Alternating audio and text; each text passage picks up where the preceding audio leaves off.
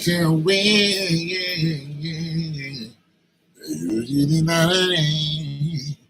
There's a rhythm in the sky for our love. Right, I started with Bible. Started reading the Bible. Let's get the word in first before I get to making some music. Glasses.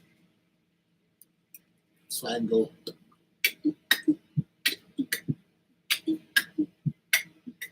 We're going to start off with the book of John.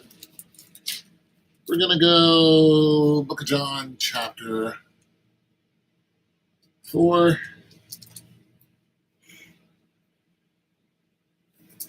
All right. When therefore the Lord knew that the Pharisees had heard that Jesus was making and baptizing more disciples than John, although Jesus himself was not baptizing, but his disciples were.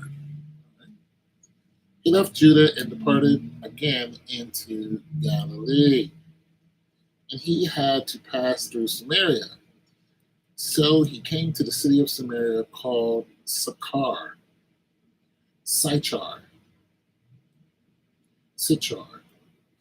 near the parcel of ground that Jacob gave to his son Joseph.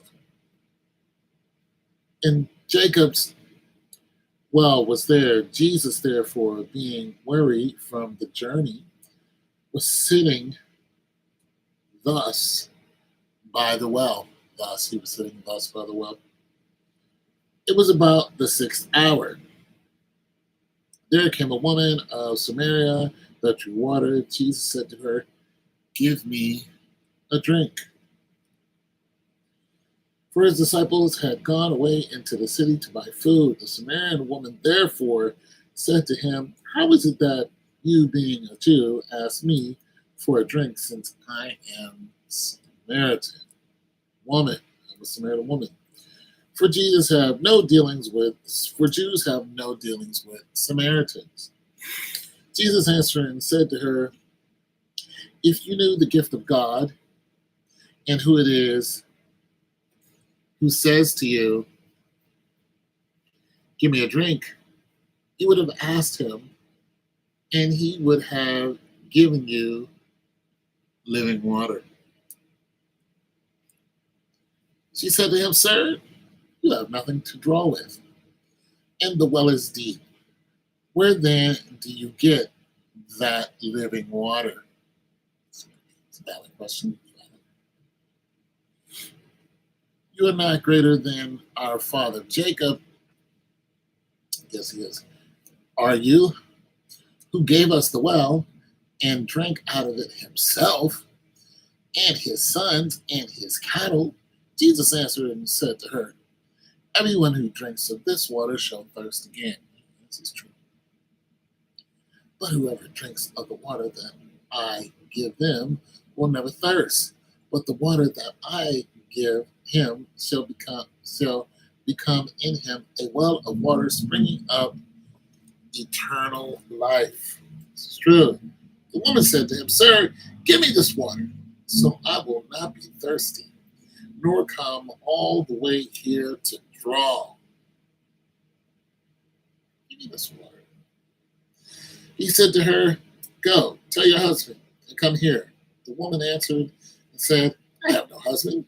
Jesus said to her, "You have well said, I have no husband. For you have had 5 husbands, and the one whom you now have is not your husband. This you have said truly." Ew. Caught her, didn't he? The woman said to him, "Sir, I perceive that you are a prophet." Some our father worshipped in this mountain, and you people say that in Jerusalem is the place where men ought to worship. Jesus said to her, "Woman, believe me, an hour is coming when neither in the mountain." Jesus loved telling people when an hour is coming. Boy, he be warning us, don't he? He be like, hey, listen. But an hour is coming where it's going to be up. Nor in Jerusalem shall you worship the Father. You worship that which you do not know. We worship that which we know. For salvation is from the Jews. Okay. But an hour is coming, and now is when true worshipers shall worship the Father in spirit and truth. Okay. For which people the Father seeks to be his worshipers. That means everyone. God is spirit, and thus who worship him must worship him in spirit and in truth. Yeah, you see a lot of worshiping that ain't true. This woman said, I know the Messiah. I know that Messiah is coming. He was called Christ. When that one comes, he will declare all things to us. Jesus said, I who speak to you am he. At this point, his disciples came, and they marveled that he had been speaking with a woman, yet no one said, what do you seek? Or what do you speak with her? So the woman left her her water pot and went to the city and said to the men, come see a man who told me all the things that I have done. This is not the Christ, is it? They went out of the city and were coming to him.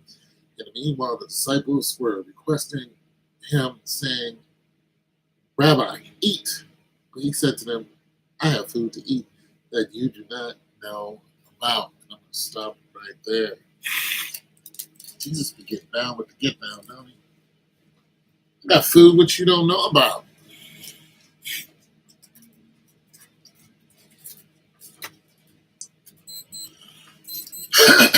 Breathing is getting a little. I don't know.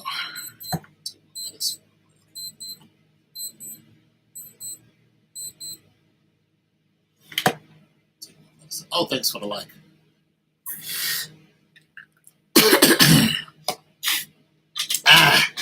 Got to get a little.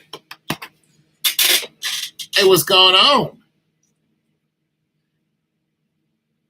How you be? Everything. How you people doing? How your mama doing? How your pops doing? Pops doing good. Pops still got them good knees. The knees went out. Pops. When the knees go out, Pops. No, the knees. The knees. Your pop's knees. If your pop's knees go out, that's when he needs all your help around the house. Like, son, I'm gonna need you. I'm gonna need you, son. What's new? Shoot. I talked to some family today. They live abroad. I was checking in on them to see if they were all right, and they are. They're doing fine. They are. They're not in the Middle East anywhere, but they like to travel. So I was like, "Yo, you all right?" He was like, "Yeah, I'm cool." They are in. They're in the southern part of the world, so they're not in the eastern part of the world. So I was like, thumbs up for that. But the majority of people I know are here in the Americas and not very political. So we don't really care about most things, but there's a few of us that get into those conversations. But the majority of us, we don't care. That's because we're hungry. When you're hungry, you just don't care about what everybody else is doing. Other than that, shoot, life is life, and everything's cool. I paid $9 for this watch. TikTok. Pretty cool, huh? But everything's cool. Went and got some grub today. Yeah, went shopping, got some grub. Spent $178, and I barely put a dent in my refrigerator. For those people who got full refrigerators, big ups to you, because in order for my refrigerator to get full, I would have had to pay 4 times that amount just to have a decent amount. And that's without the cupboard. Like food is, it is up there. It is up there, man. But I just got done eating dinner. I actually had breakfast for dinner because I really wanted some bacon and eggs. So I went and bought some bacon and eggs. I had that and I had some oatmeal, threw a little piece of cheese over the egg. I'll probably eat some fruit a little bit later. Got a little fruit bowl going on in there. But I might do that.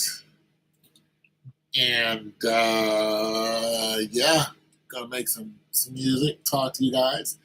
Yeah, my life is, my life is not really that.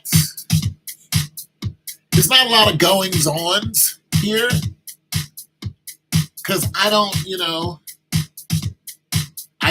mill about like most of you. See, most of you get up and leave the house and you mill about for about 10 hours and then you come back to your docile. I don't do that, There's not a lot of milling. I don't get to see a lot of people,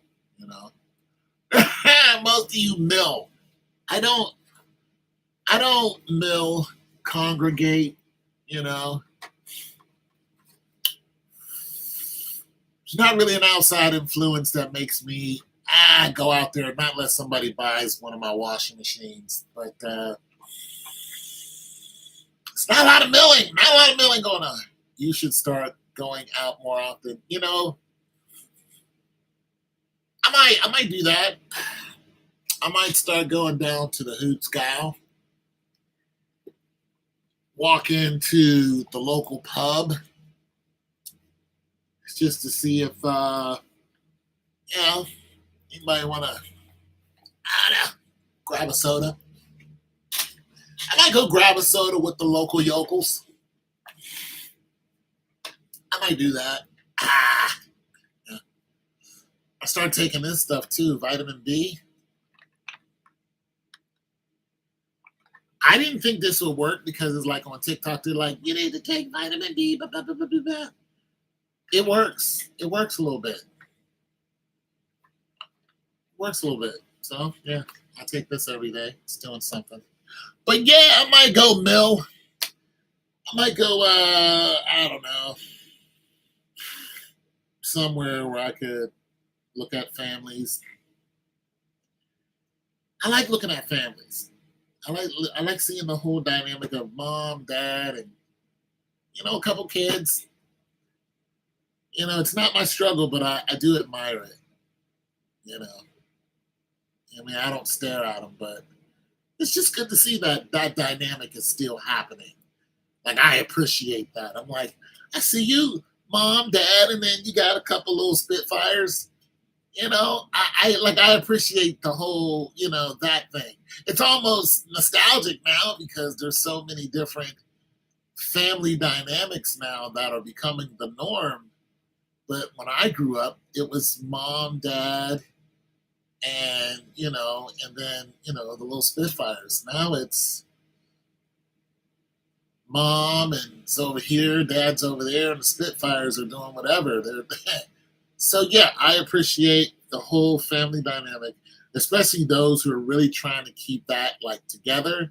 Like, I like looking at that. So sometime I might go to a place where, there's just people, and I get to see people walking and shopping, and I'll sit outside and, just walk and watch and just sit there on a bench and, I'm old, so I can do that. And I'll just watch. And I didn't understand it when I was younger, but now I definitely understand why old men, especially old men, will go out to a park and throw breaded pigeons and stuff like that. Like, I totally get that. I totally get that. I totally get that. The animals aren't going to help you move your furniture, but they sure like to keep you company. And you don't have to ask much, just give them some bread. So I totally get, you know, you're not really good around people, you're probably good around animals. So yeah, so some of that, you know, I was thinking about going back to the Y, but the Y is way up north, and I need to fix my brakes before I travel way up there. There's also another Y that's not so far up north, but it's still a good ways. But yeah, I'd like to start going back to the Y. I can lift and swim and all that other good stuff. I need to call them first because I don't have Silver Sneaker anymore, so I don't know how that's going to go. They might say, "Well, I have Silver Sneaker, sure." But we have a really nice Y that's up in the suburbs, and it has a really big pool, and there's a lot of programs up there. They have a sauna and everything. And I remember, I think the last time I was up there, somebody got robbed. Some white lady got robbed, actually. When I came outside, she asked me about it. I just kind of looked at her. I was like, "Well, what happened?" She was like, "Well, my trunk is open and somebody took my purse out of there." And I said, "Well, I don't know what happened." You know, Kind of find out somebody smashed her window, put a little hole in her window, got to the door, got to the front, popped the trunk, and snatched her purse. And that somebody probably watched her when she pulled in. So that somebody probably followed her from wherever she was coming from, or they were sitting in the parking lot and saw her and just kind of waited till she went in there and then did a little hole and then yeah, because they busted some glass, got in there, took her purse, and they was out. I don't know if she ever got her stuff back, but yeah, that happened. That was the last time I was there. You know, but it is it's a nice place. Nice place. And I can swim if you didn't know that. I have a mean crawl stroke. I'm just gonna put that out there. I don't advertise it that much, but at one point I swam the 50 in about 23 seconds, but I don't talk about it that much. I don't. I don't. I don't. I don't. I don't. I beat the fastest kid on the swim team, and I don't.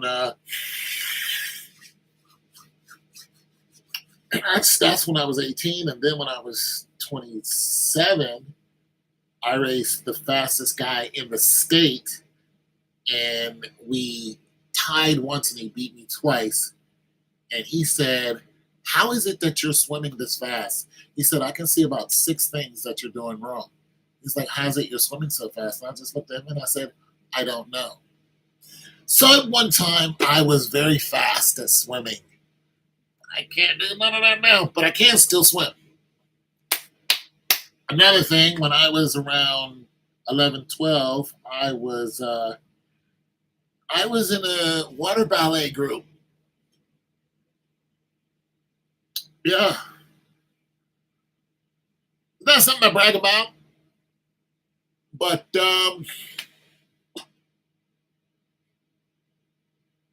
water ballet. Yeah, that was me. Yeah. All right. Back when I was young and virile. I kind of keep that under wraps, but yeah, yeah, I was fast. And but there were people who were smoking me. They were a lot faster than me. My brother was faster than me. My goodness, but he's older than me too. But we used to have these races, at the pool. When they opened up the pool, we couldn't wait to get in. And what we would do is, once enough of us was there, we would have races to see who's the fastest. And there were some people who were we really would go at it like who's the fastest person, but we had no idea that we were swimming qualifying times. None of us did. We weren't timing ourselves. We were just swimming, and it turns out that we were, and I didn't know this until I was 17. And I used to go to the park with a bunch of kids, and every time they would go off and play and splash each other, I would get in and swim laps. My cardio was great. I had a 44 resting heart rate. I mean, 66 now. But and then one girl said to me, every time we come here, all you do is swim laps. I was like, that's all I want to do, because I was trying to conquer my fear of the open water. It was a really big pool, and eventually, I could swim, but I would get really scared in the middle of the pool, and I would panic, and I would stop, and then finally get to the other side, and then I said, okay, go back.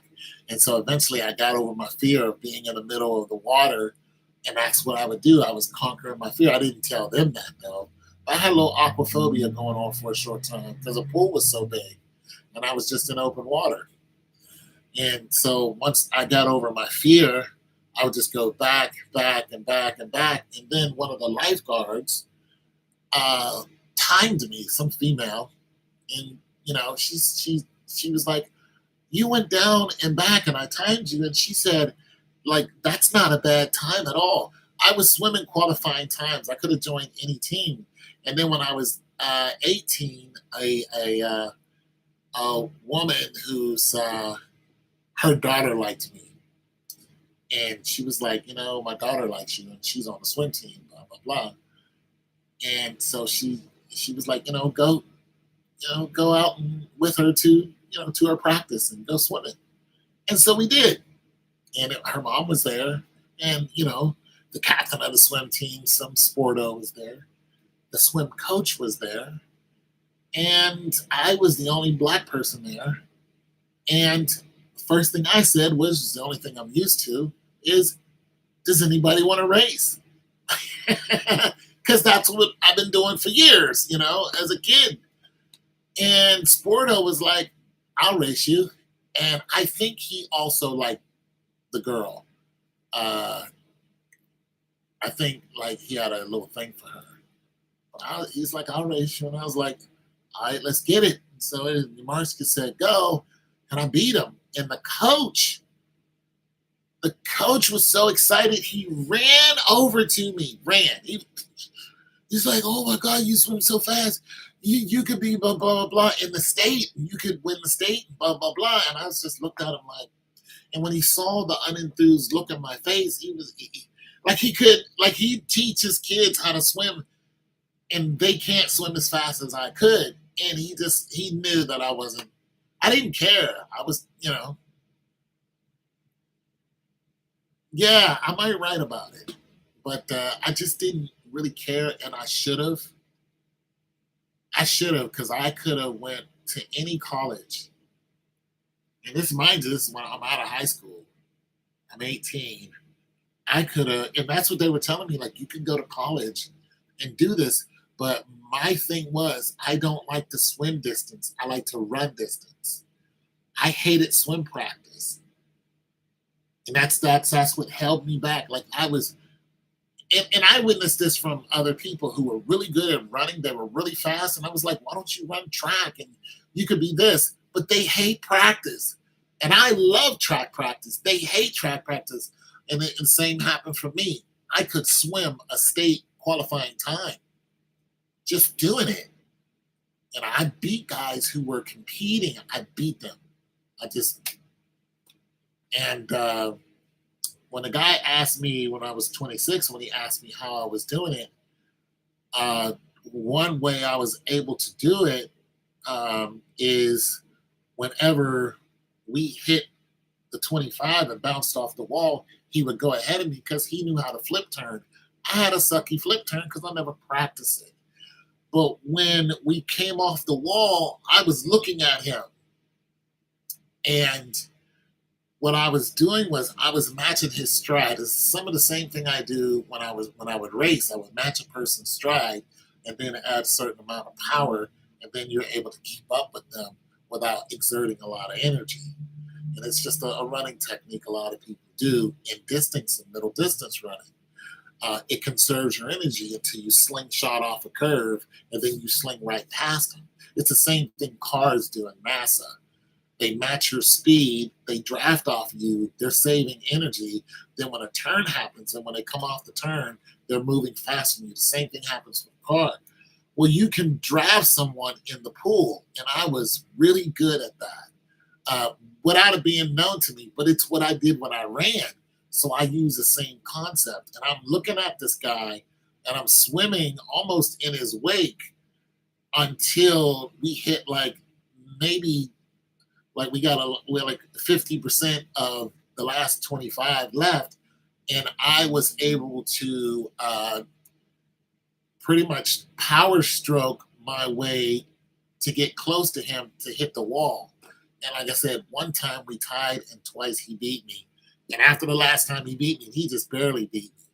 After the last time he beat me, I was exhausted. And I was like, yeah, I'm finished. Like, I can't beat you. You know what I mean? So I was like, no, I'm not going to race again. I can't beat you. But nonetheless, he raced me 3 times. And I'm glad he did. You know, he was like, you're doing a bunch of stuff wrong. So it's pretty much telling me, if you did all the stuff right, you could go to a major college, or you could just you can compete in, probably not the Olympics, but I could learn to swim faster, and eventually, like if I put my heart into it, I'm not sure I could have swam an Olympic time because their times are crazy. But what they were basically saying is, if you practice, you can get really good times that are you could rank. So I would have been ranked in the world. That's basically what they were saying. So it's I missed that opportunity because I wasn't a fan of the water. Uh, and they make you swim a lot of laps, a lot. But I should have done it just because. I should have just did it. But you live and learn. I don't live in regret of that. There's a lot of athletic ability that I had. I didn't take advantage of. But I should have done it, and I didn't. And now here I am, just a regular degular dude, and nobody knows, that I had that ability that was gifted to me. I didn't even work for it. Well, that's not true. I did, but not like traditionally. I also could hold my breath for a long time. And I also could swim underwater faster than most people can swim above water. So when we were, like I said, we were like 12 all the way to like 14, 15, being around those kids, we were always competitive. Who's the strongest? Who's the fastest? So we would all go outside and compete all the time, like every day. And when we hit the pool, it was the same thing. Who's the strongest? Who's the fastest? Who could do this? One of our swimming games was who can swim the length of the pool and back. And so I noticed that my biggest competitors, the 2 Seans, these 2 guys named Sean, they were both like, they could kick my, in speed, they outran me. Swimming, they didn't outswim me, but they were faster than me. So I always admired that. It always pushed me to try to keep up with them. But they were just faster than me. They were stronger than me. They were faster than me, and they were in my age bracket. So it didn't, and like it kept encouraging me to go out there and try harder and harder and harder because they were just better than me. That's all that's to it. And I didn't want to just say, you're just better than me. I was like, let's keep trying. Well, I found something that I was good at. And that's what you do when somebody's just better than you. They're just better than you. Well, you find out just something that you can compete with them at. And underwater was the thing. They could beat me over the water, but when it came to underwater, I could hang with them. And so the game is, can you swim down, underwater, into the deep, and back And then we had people that would actually watch and make sure you didn't come up and take a breath. And it was like a big thing, but once again, we didn't know that we were doing all this training that could have went somewhere. We were just doing it. So I got to the point where I could swim down and I could swim back, I could swim down, and I could swim back. And I was one of the best at that. And the reason why is because I didn't swim like this under the water. I swam like this under the water. And I did a frog kick, and it propelled me through the water faster. So I would grab the water and bring it down to my body and frog kick at the same time. And it just, yeah. Well, you should learn. Where you from?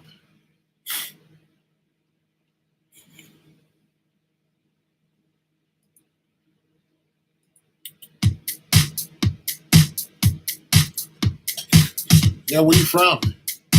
You're from another side. You're from another country, aren't you?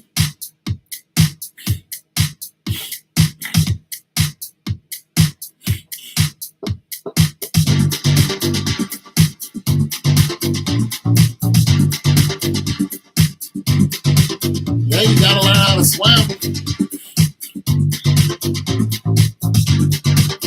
You gotta do it.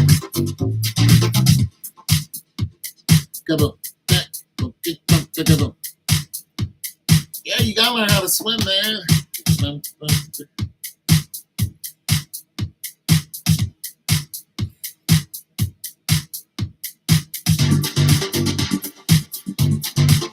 I was born in Washington and was raised in Mexico until I was 15. Are you the teacher? You're not the teacher. Oh, you're the teacher, right? You're the math teacher, right? Yeah. Hi, doggo. So what are we doing? What are we doing, hi, doggo? Because I wanna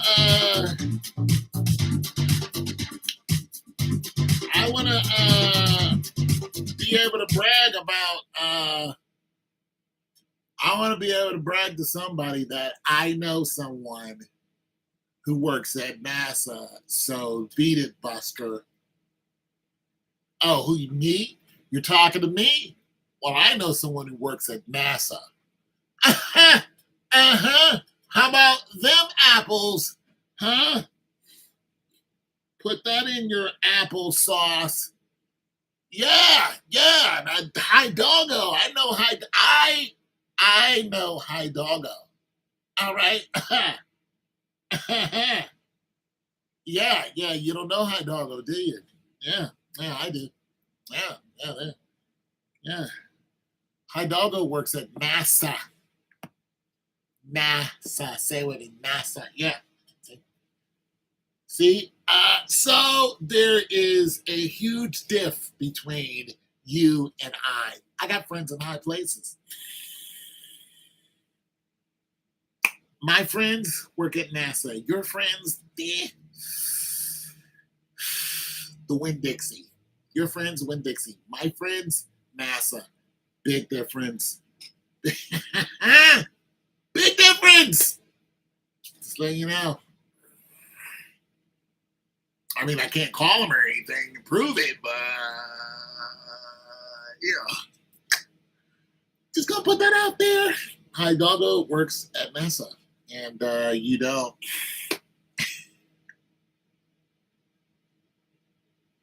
Yeah, I want to be able to brag about that. Yeah, I got a friend who works at NASA. We were just talking about quantum physics. Cellular division of a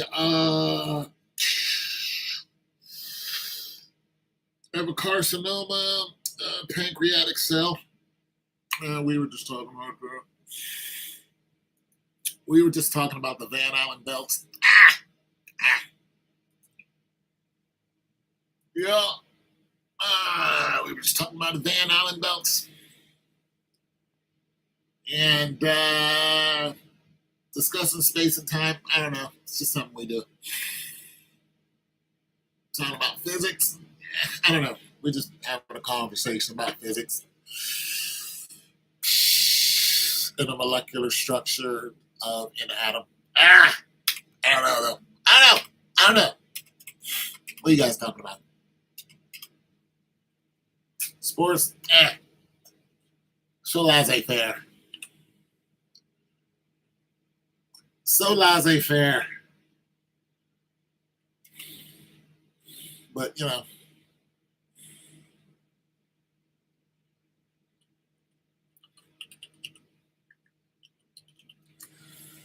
guys talking about sports. Who threw a ball? Some guy threw a ball. Did he? Yeah. Some guy put a ball in the hoop. Is that what happened? Some guy? Yeah. All right.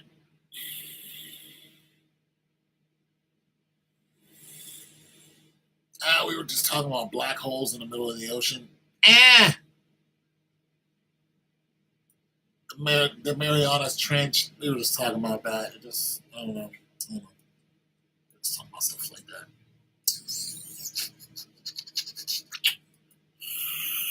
Yeah, the largest waterfall is underwater. The largest mountain range is underwater. We're just talking about stuff like what you guys talking about? Who? The Simpsons? Yeah. That's interesting. But yeah.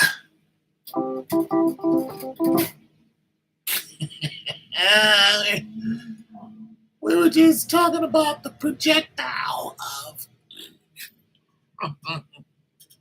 Did you know the projectile? CERN. Talking about CERN. Those guys. How smart are those nerds? Guys working at CERN. What kind of clearance do you have just to be like, just to deliver a pizza at CERN? Pizza!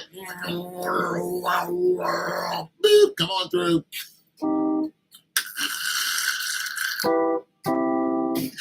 Oh my God!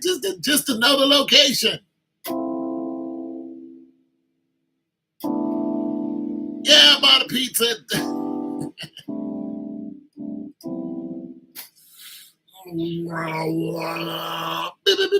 Not today.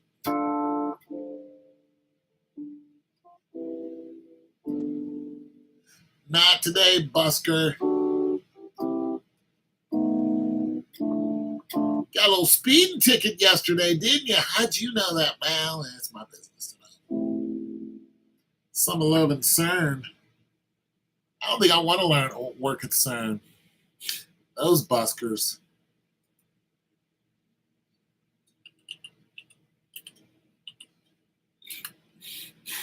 Get hit with a proton and don't even know your face is about to blow up.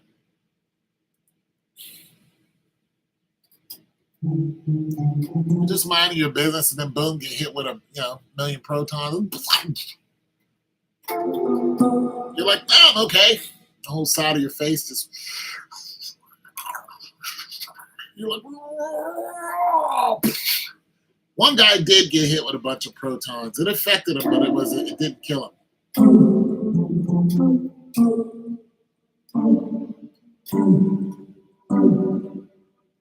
Jeez, like how do you go home and you tell your wife about that? Honey, what's wrong with the side of your face? You really want to know? No, I don't. All right. Don't ask me again, because you'll be able to write a thesis about it by the time I'm done.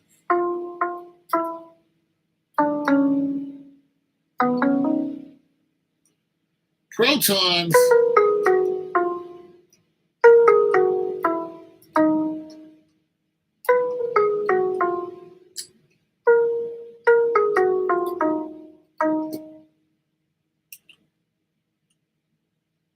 Neutrons.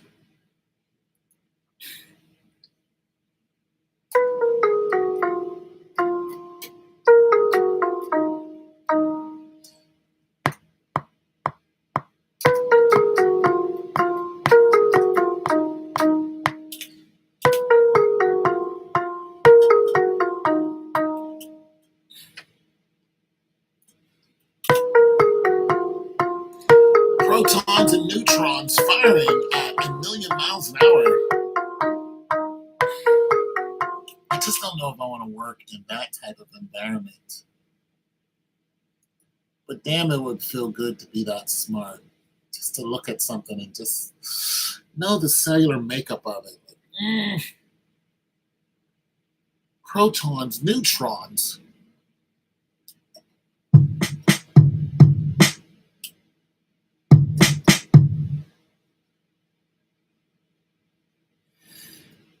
I admire you, smart people.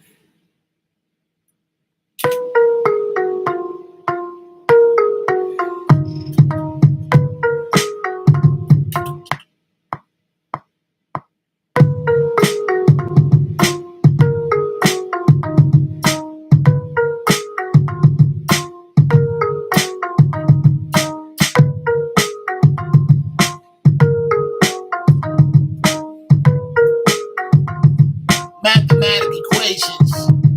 I was on some mathematical, half sabbatical, looking radical, thinking I don't know. Stand like an adipose. I was playing with the data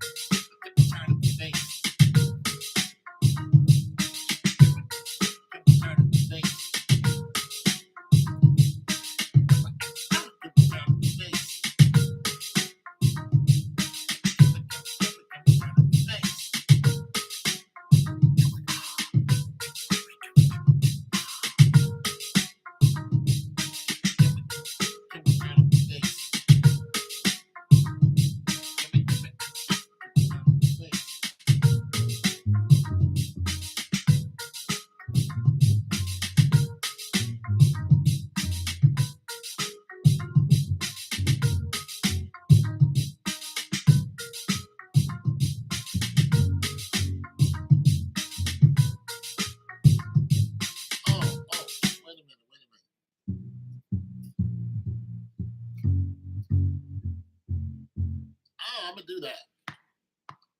Give it to him.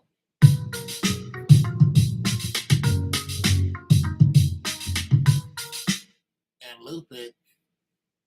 Sounds stupid.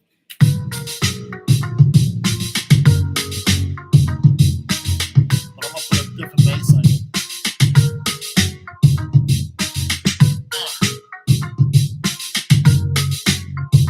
Why? Visibility restricted. Why would you do this? The behavior is not in line. I didn't do anything.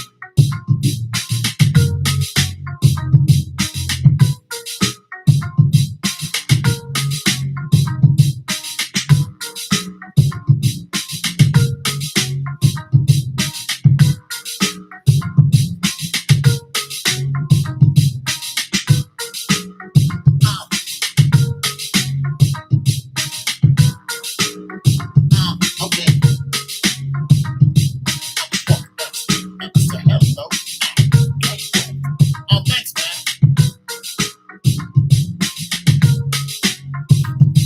I was walking down the street and I said hello.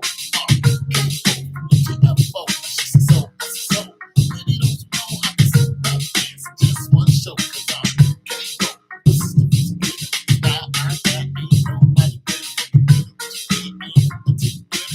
I didn't think that we know about when I see if I was good. I want to say, is up, but I give a little I don't think so. You know, really what you know is UTFO, man.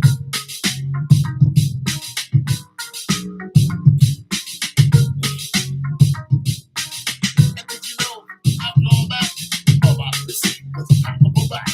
That's what you did. You happened to be in the right this fast that I see me. Man, Roxanne.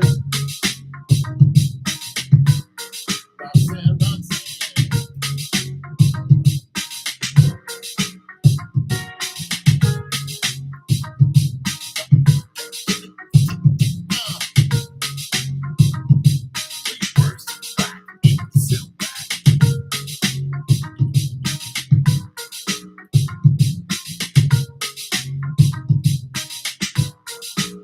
One, two. One, two. Break down.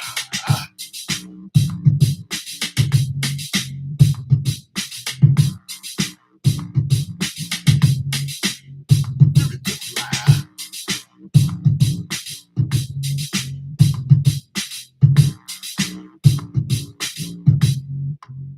Give it to him.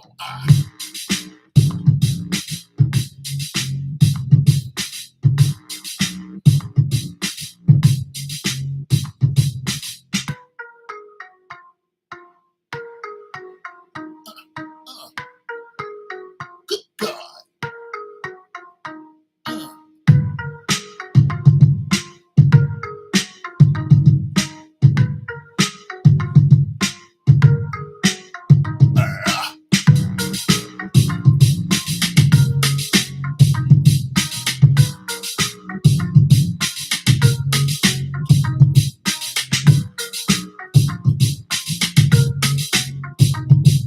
I'm the jam, ain't it?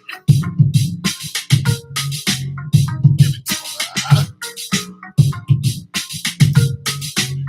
I'm trying to get some strings in there. I like this little jam. I'm trying to get something else in there.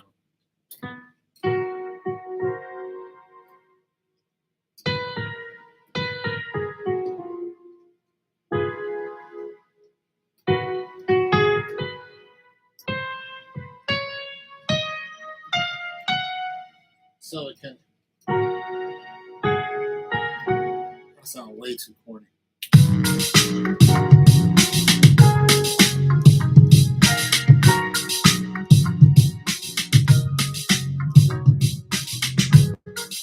Not really.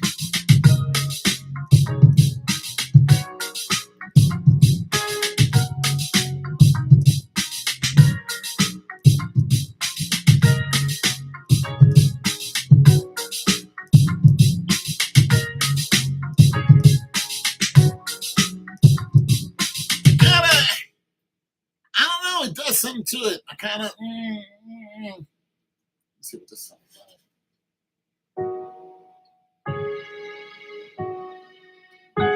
Let's see how this.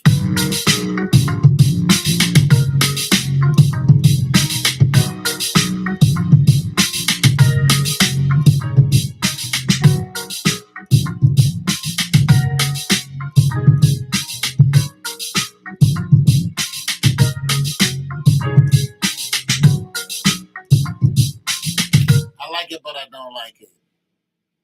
Try to play City of Stars. Bro, I have no idea what City of Stars is. I don't know what that is.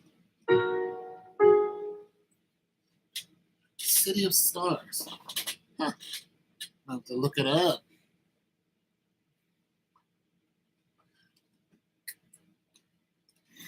Let me look it up real quick. This is so I don't get a copyright strike. It's a piano song. Yeah, I'm not.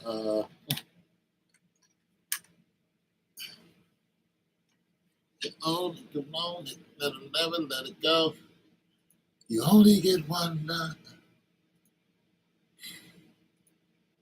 You better know you own it, you want it, you own it. You better never let it go.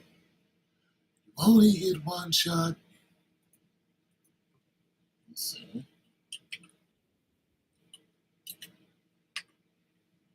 Better never let it go.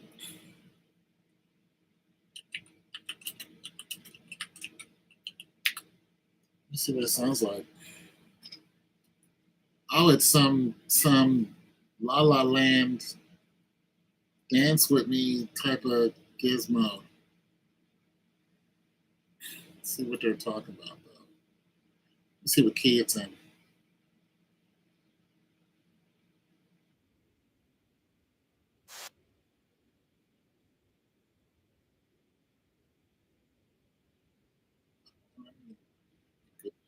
Am I on?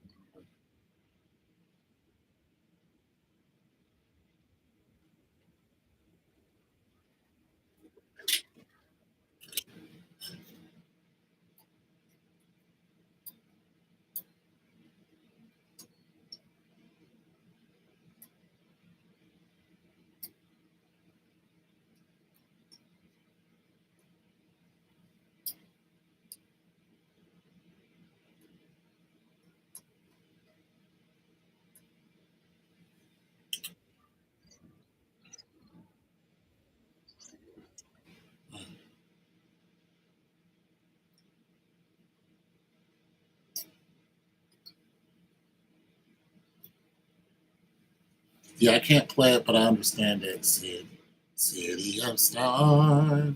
Ba-dum, ba-dum, ba-dum, bum. Ba-dum, bum. Yeah, yeah. We're playing my bits. Yeah, City of Stars. Uh, I'm not a piano player, man. But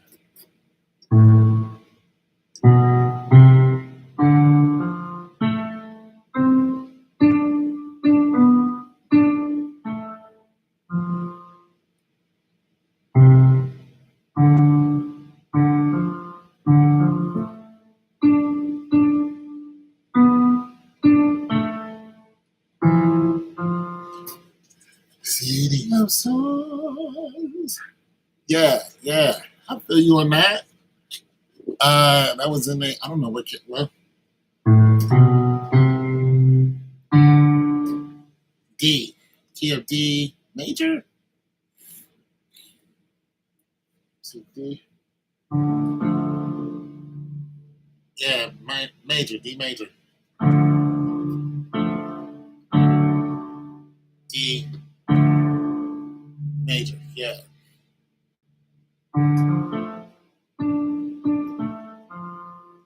Yeah, D major. Key of D. Oh, thank you. Yeah.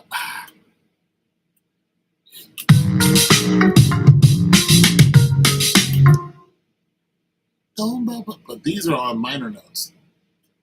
This is what I'm playing. This is a minor note. Well, the other minors or sharps, however you want to.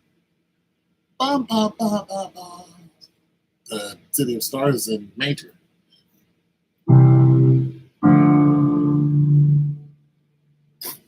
Major notes.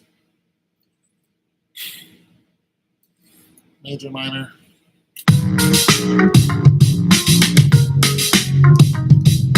That bass is kicking my tail. I love it.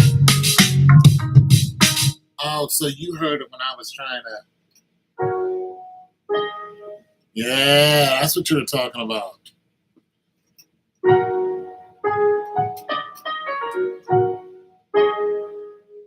Okay.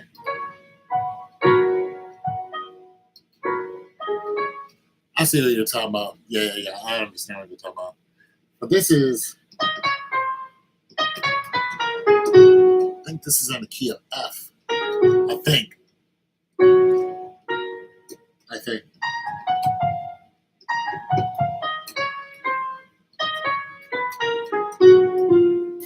Some musical genius would get on here. No, it's in the key of F sharp. It's in the key of F sharp, I think. No, it's F sharp minor 7 A chord. Yeah, you know what I'm saying? It's like, dude, nobody cares. She's not going out with you. Nobody cares. Like chill out. You know, nobody. I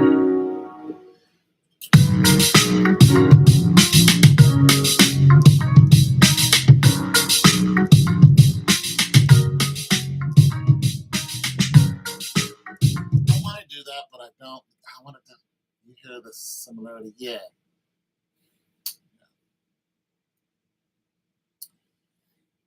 What you're hearing is the trifecta, I think.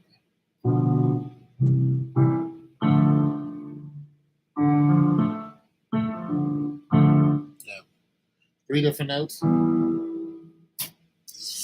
to make up a chord. So you're hearing a chord. You're hearing a chord structure. That's what's making you go, hey, that sounds like, my grandmother's music. That sounds like something my grandmother used to make. TikTok is full of baloney. Yeah, I'm exiting because you took my visibility away, TikTok. Hey, my grandmother likes Ryan Goslinger, singer-songwriter. Ryan Goslinger.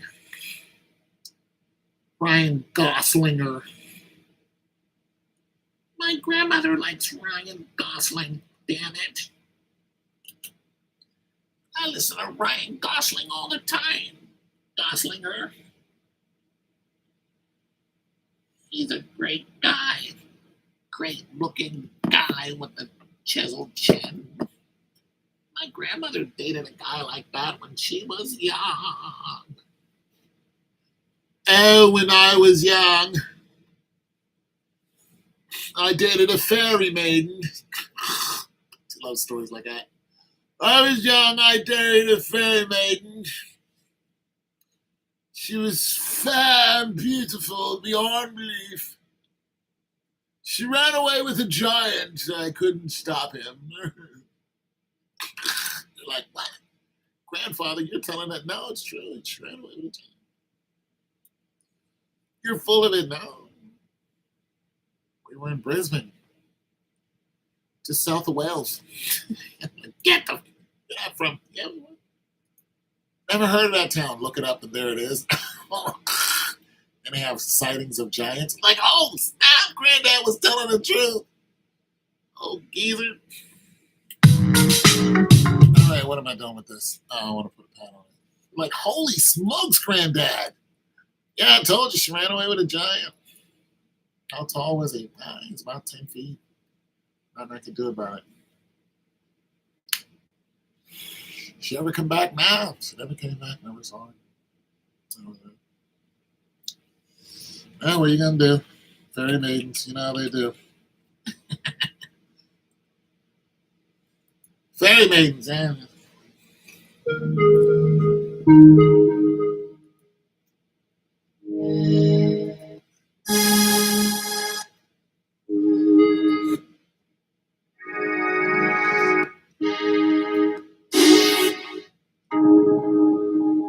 maidens. What are you gonna do?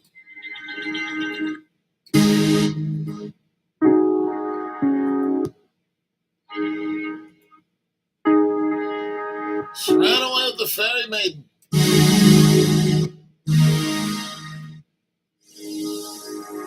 Kind of find out all those stories of giants are true. Every single one of them.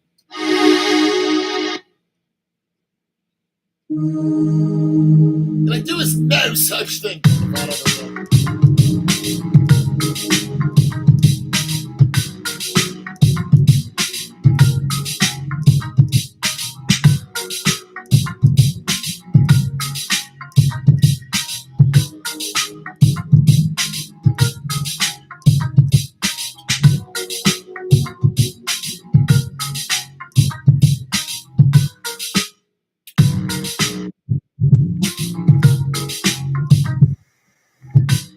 My brother's calling me. Hello, brother. Hello. Trying to get to you, broski.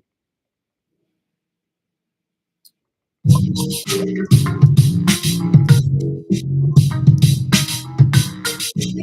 you doing?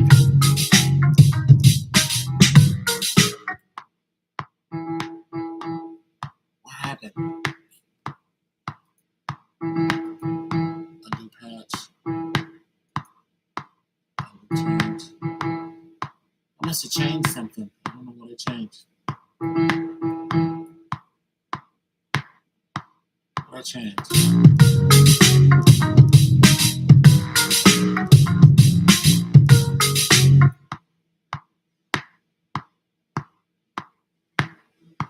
All right, I think I know what happened.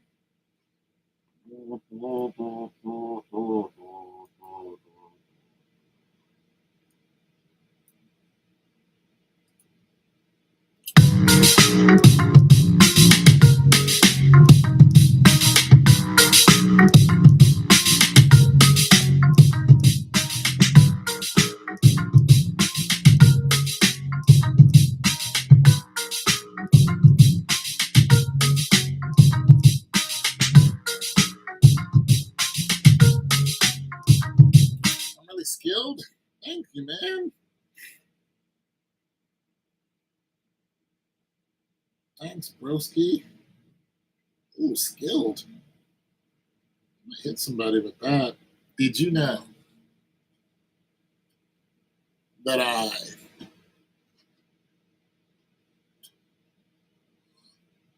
I am skilled? Did you know that at one time in my life, no, really, this happened.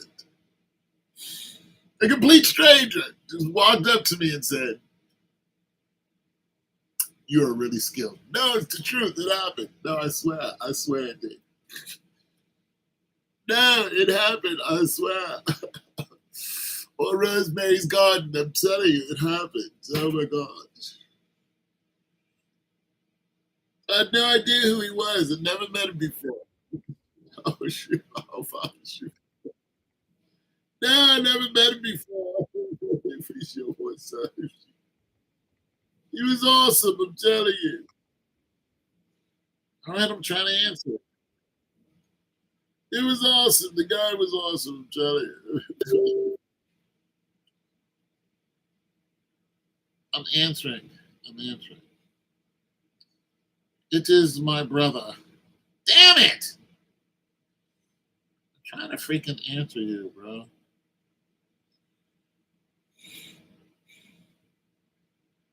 You are already on call. Okay. You missed a call. I'm trying to call him back, damn it.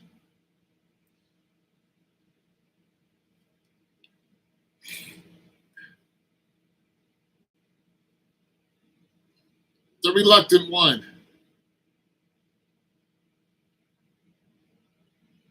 Oh, Bob. Hey, bro. What up, man? Man, I wanted to hit you back real quick. Yeah. Because when you were talking about the uranium Yeah. and stuff, so you know that China backed out of defending Iran. China backed out of defending Iran because they don't want it with the United States after they sat there and blew up, telling that damn lie. They told a lie. They got on there, and their defense minister, whoever the hell he was, he said, "We don't want war, but if you attack China, this will be the last time you attack China." And then he said, "We are the only ones that have a hydrogen bomb." And he said, "This bomb moves at like 16,000 miles an hour and blah, blah, blah." And he was like, "You don't want nuclear war with us because you're going to get hit with the only country that has this bomb." And then when you look up who has hydrogen bombs, you'll find out that there are 5 other countries that have this bomb. And we're one of them. It's like, China, just stop trying to, that's what the CCP does. The CCP blows up, they even blew up their numbers. They said there's 1.5 billion of them. Come to find out, there's not. It's not even possible for there to be that many Chinese people. It's impossible. Yeah. All right. So I was just looking at something, and Chinese backed out recently. Yeah. I'm just finding out minutes ago. Yeah. Chinese backed out of backing Iran. Yeah. Because Iran was so confident in China's support that Iran admitted a couple of things. Remember the uranium he was talking about from Africa? Yeah, the uranium coming out of that's one of the places it comes out of, Mali. Mali, right? Comes out of Mali. Well, guess what? Iran bragged about being 63%. Being what? Capable. They bragged to the U.S. Yeah. that they were 63% capable of being able to field multiple nuclear missiles. They're probably right, though. Yeah, right. Yeah, they were right. The reason why they bragged about it, they thought that, they were going to have the support of the Chinese. The Chinese didn't. They're caught blindsided because I don't know what they told the Chinese. Well, see, go ahead. I'm listening. I'm getting ready to say this. When they were in negotiations, yeah, they bragged about it open to the Americans. Well, the Chinese. Okay, so Iran bragged about it yeah. open to the Americans. So the Chinese gets their oil from Iran. Yeah, they were getting a bunch of oil from them. And so was Russia. They were getting a bunch of oil from them. So,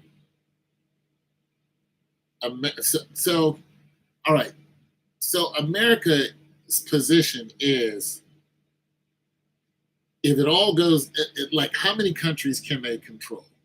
So Donald Trump, he's like, I know I'm going to attack Iran. But before I do, I need to control a large amount of oil.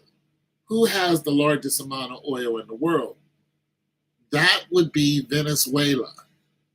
So he goes over, he captures Maduro, he captures their oil, and he finds out that China was also getting oil from them, and Russia. So China and Russia were sending in ships. And some of those oil tankers that were stopped and taken, they were supposed to be Chinese and Russian ships. So the U.S. went and boarded those ships and set up a blockade and said no oil tanker can get in and out of here. So that's what they're doing now. They set up that whole blockade so China and Russia can't get any oil because they were getting it from Maduro. Maduro was also giving it to Cuba. So most of Cuba's GDP was based off of the deal that they had with Maduro. This is why Cuba is starving right now, because they cut Cuba off too. So the way Trump did it was just genius. He was like, well, not only can I go and affect Mexico, because remember, he went into Mexico and they got the drug dealer, right? So he cut the drug dealer off in Mexico, the Sinaloa guy. He went and before that, he went and got Maduro because Maduro was helping out with those drugs too.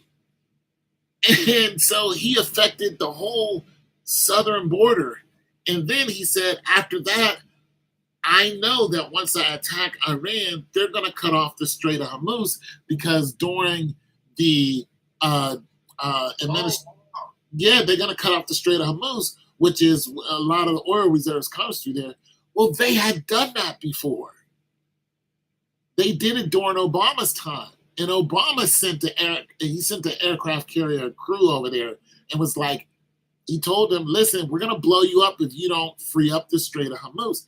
So Donald Trump already knew this was going to happen. He said, well, you're not going to cut us off of oil because we have Venezuela. And then Donald Trump started selling the oil. He said, listen, Russia and China, you want oil? You want Venezuela's oil? You buy it from us. And they said, we're not going to buy it from you, but they're going to turn around and buy it from us. They're going to have to. They're not going to have a choice. Donald Trump don't mind if they buy oil from us. Well, he's making it so they have to buy it from us. Remember, rare earth minerals come from China. A lot of them come from China and Africa. Right. So China was just like, well, we're not going to give you any more rare earth minerals so you can build up your, military weapons. Yeah, right. And my guy was like, bet. Yeah, you got to make the deal because he's like, bet, I'll just take your oil and you're not going to do anything. So now China has to come to the table. But the way you put it together, that he knew, that's the thing. He knew. He knew the knew whole time. that he was going to have to do something with Iran. He knew. And nobody understands. Like, when I made my video, I think you saw it. I said, this is deeper than we think. Yeah. Because they found all the places around them. And the people, and nobody was on Iran's side. And I said, it's all about that nuclear weapon thing. I didn't know they were 63% ready with multiple nuclear warheads. Yes. Right? Yeah. And we see that once they got them, they was going to terrorize. They'll terror everyone. Everyone. We would have been nuclear war. Yeah. Everybody's getting it. Everybody was catching hands. Everybody is catching hands. And so, if you lived in the Middle East, you catching hands, right? Yeah. And so, Trump knew he had to do something about it because Obama and them placated. And not only that, they gave them the money to build up stuff, be able to build the nuclear weapon. Remember, Obama gave them money, Biden gave them money. Whatever reason you say, they gave them millions of dollars. I didn't know that. And they went, yeah. Well, everyone the U.S. have attacked, we give them money. If we invaded your country, we give you money, or we allowed you to come here. So yeah, everyone they have attacked, we give them money. And so the United States gave the Iranian regime millions of dollars under Obama, right, and under Biden, and Biden gave them a lot of money. And they turned around and made all these lists they got now. Yeah. That's what they did with it. But their nuclear facility, they were built, they were 63% close to achieving it. And so they got coffee and bragged about it a couple of days. Yeah, they shouldn't have done that. Yeah. Because they thought China was in their back pocket. No, they shouldn't have done that. They should have kept quiet. China's like, you on your own. Well, like, you got our own problem. Well, right? China and Russia doesn't back anyone. Mm-hmm. They're not going to war for anyone. No. Yeah, No. When Libya got attacked, they was just like, so what? It's you. Right. And so basically, what happened is China just let Iran know you're on your own. Yeah, you're on your own. You're on your own.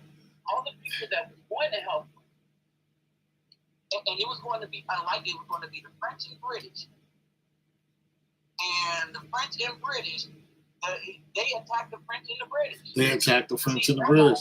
How really close they were, and they were conquered because they are really that close to finishing those missiles. And then they had, And they just lost them.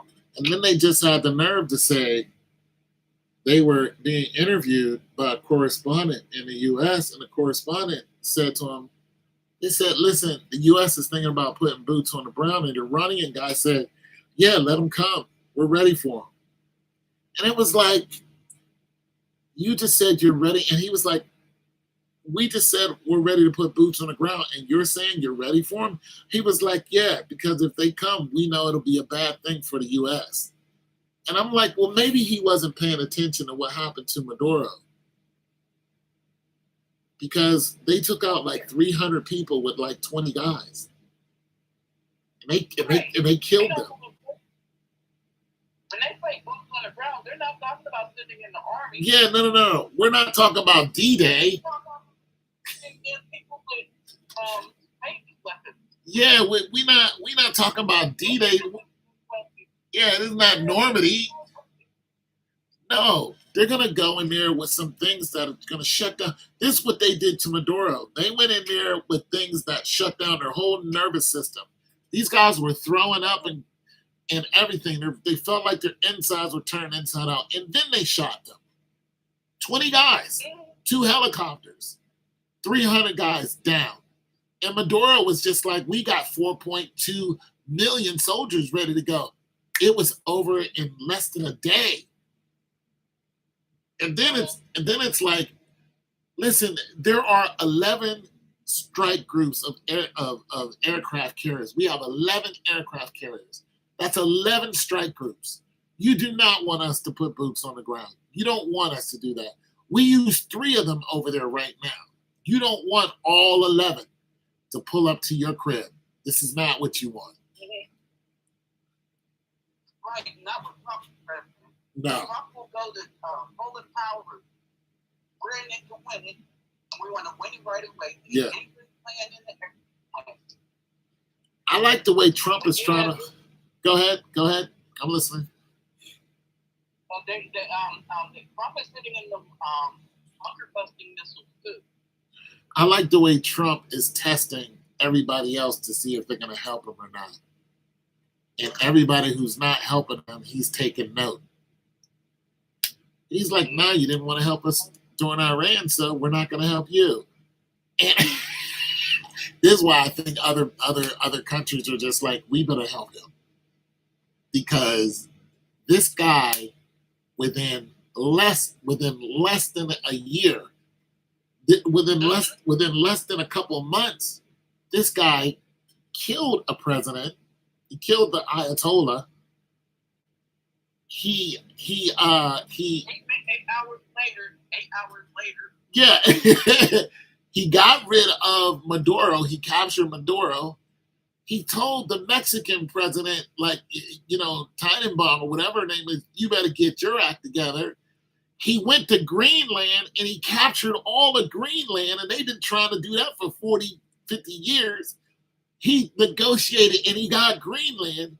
And this dude has the whole world on notice. Any president right now who thinks they're Big Willie needs to be like, we need to rethink this. There's no sitting president that's not nervous about America. Not one. There's not one. Not one. That dude has got every single president in the world on edge. Huh? This is what Trump did. He sees people as Douglas and the mess, they don't stand on their word. And it's true. Trump hates betrayal. He hates betrayal. Yes, he does. He hates it. He told the dude from Germany, he was just like, you guys owe us money. It's like, we've been protecting you and you haven't been paying us. He even told that to the Saudi king. Told Saudi Arabia the same thing. It's like, you guys owe us a bunch of money. Like, we've been protecting you guys and helping out you guys. You guys have done nothing. And now they're just like, okay, America, we just got attacked. What are you going to do about it? They're just like, well, I'm going to find out who's going to help and who's not. If they don't help, then, it's on you. This what he just did really can tell him who's on America's side and who's not. Now that the rubber meets the inside the United States is not. yeah. He fights people inside the United States. Yes, this is true. Every king fights, his own army at some point. But yeah, he knows right. Oh Lord, State of the Union. Yeah, he knows right The now. Democrats, Screw the Democrats. hey, oh wait, if anything ever told black people that stand in your job is to protect American citizens over illegal immigrants and the Democrats decided to Screw the Democrats. and you still have these students, but here's the thing. I still ain't voting because I would never vote for anybody because they're not God during my past. Yeah. But I am watching. Jasmine Crockett just lost. Huh? Jasmine Crockett just lost. And she blamed the Republicans. I was like, you idiots. There's a bunch of women blaming the Republicans for her losing in a Democrat primary. Yeah. I'm like, how stupid. Y'all supposed to be the most educated. Yeah. Woman, what? Yeah. Yeah. Why not? It's a Democrat primary. Republicans have nothing to do with it. Oh, you can't tell these people nothing now. No, you can't. She's on there begging for money. It's just like, no way I was going to. Whoever's giving these people money, too, you guys are just out of your mind. Jasmine,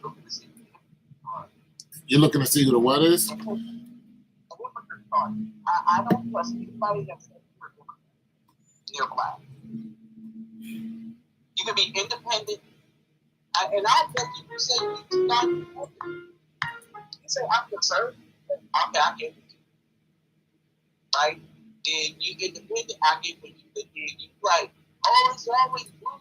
The blue is this and nah.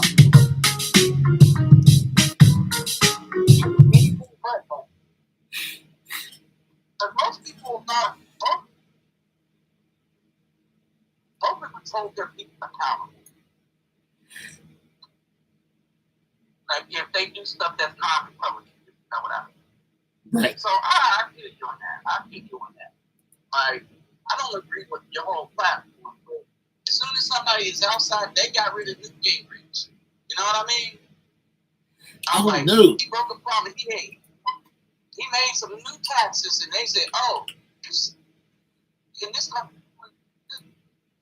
he was out." They didn't make no excuses, but yeah, I'm thinking that the people that's tied themselves to the they got it. They know they got it. Old Newt Gingrich. Yeah. No, he's not the ass. Like what? New taxes. Like see, now.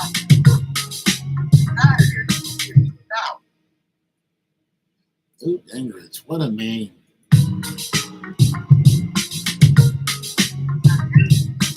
Newt!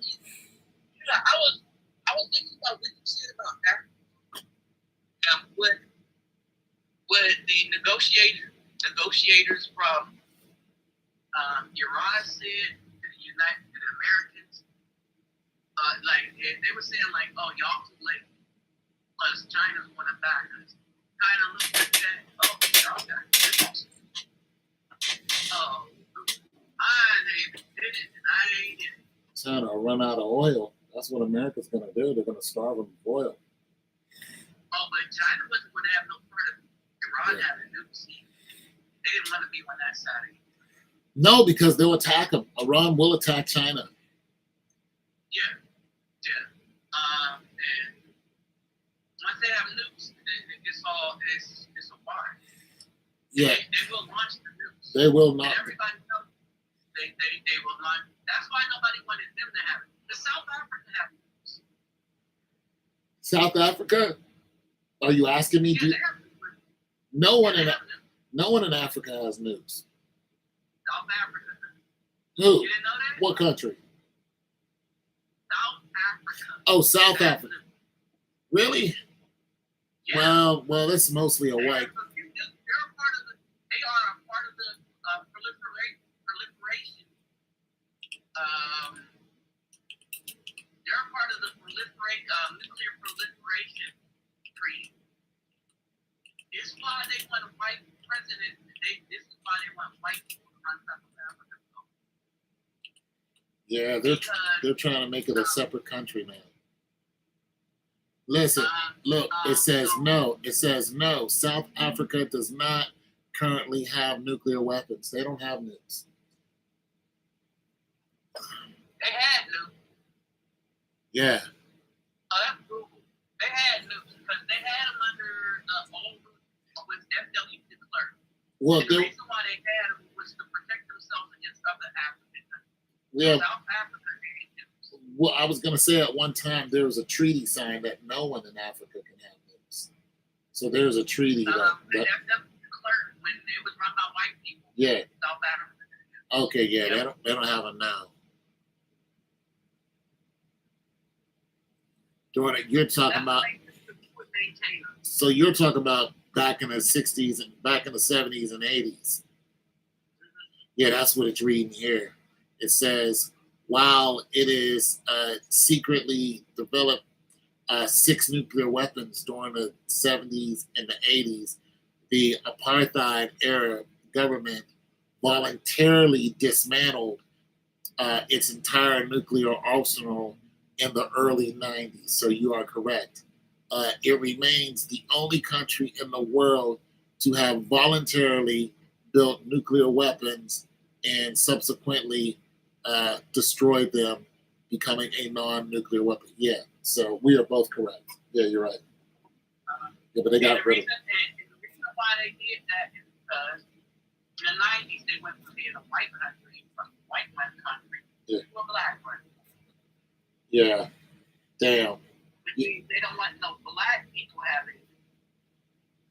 Yeah, that's what they were saying about Ibrahim Traore, because Russia is building a nuclear plant over there for them to have electricity, and they were talking about Burkina Faso having nuclear weapons in Burkina Faso. The president said, "We not worried about that. We worried about all these blackouts that we're having. We want our cities to light up just like France's cities to light up. France has been stealing our uranium and lighting up the cities and getting all this electricity to the point that they were actually selling electricity. And now that we've cut them off, France, started this whole war. They started a war with us, which is exactly what's going on now. And they're trying so hard to assassinate that dude. So hard. And it's difficult because these people are being paid in gold. And they're not giving up their gold for the French money. But I will say this. That Ibrahim Traore, he would be responsible with it because he is about his country first. You know what I mean? Russia sees that too. I think everybody sees that Ibrahim Traore is, because they try to play him as some kind of Idi Amin or something like that. He's just like, hell no, I'm not no killer like Idi Amin. Idi Amin actually wanted what was best for his country, but he ended up killing a bunch of people in his country. Yeah, and he wanted to separate, but he ended up being a crazy person. But Traore is just different. Traore is the guy. This guy has got every black and brown and some white countries going, leave him alone. He's doing good by his people. He doing building roads, building schools, building buildings, and building hospitals. People are.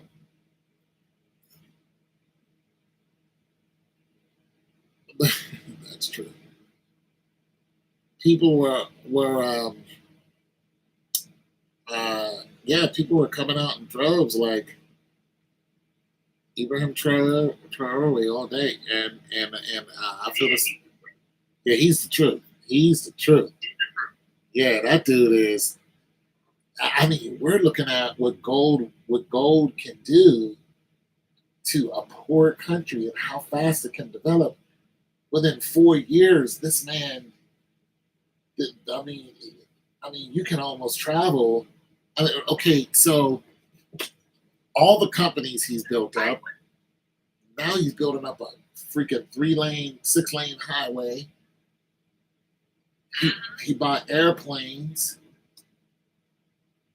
All the factories are up. Healthcare, the hospitals he's already built, the schools he's already built. He went out and found water under the desert. He went and found water and then had a bunch of pumps set up so the people in the village can come and get water. I'm like, dude, you are that man. He has. They can't stand it. He has his own cement.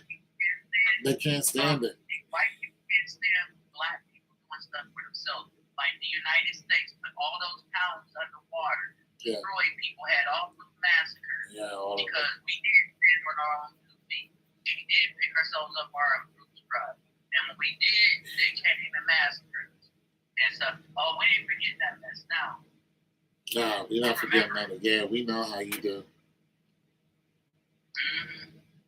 But Ibrahim tried. But man, I was looking at China backing out from Iran and stuff, and I think that surprised everybody but the United States. Because I think this is why Trump went in so hard on Iran. Because he knew that the negotiating with them wasn't working. And he kept trying to negotiate with them, but it just didn't work.